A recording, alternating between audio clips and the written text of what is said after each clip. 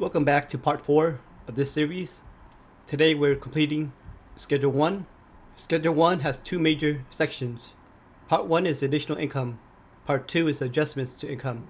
But before we walk through the Schedule 1 step by step, here's a reminder of what David Simpson has. The items in red is what's going to go on Schedule 1. And here's where the rest of the other items will go. Alright, so here's part 1 of Schedule 1 filled out. So first we see that he has line 3 filled out. This is business income from Schedule C. David's net profit was $13,758. Line 4, other gains. David sold stock at a gain of $650. Line 5, rental real estate or partnership income. David has a passive loss from his partnership, but the K1 itself gets handled later. For now, only his rental income applies, and that total is $7,000. Line 8B, gambling income. David won $5,000 at the casino, and all the rest of the other lines do not apply to him. So let's hop down to line 9. Alright, line 9 is just adding lines 8A through 8Z.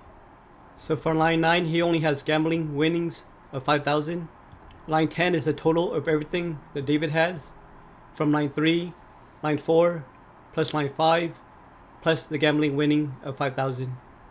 Moving on to part 2, adjustments to income, we see line 15 and line 20 filled out. Line 15 is the deductible part of self-employment tax from Schedule SE, and that's the $1,944 divided by 2 is $972.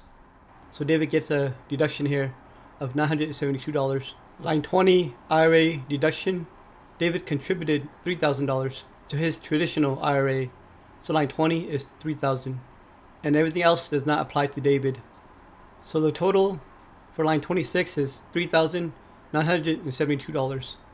So line 26 is the total of all adjustments to income.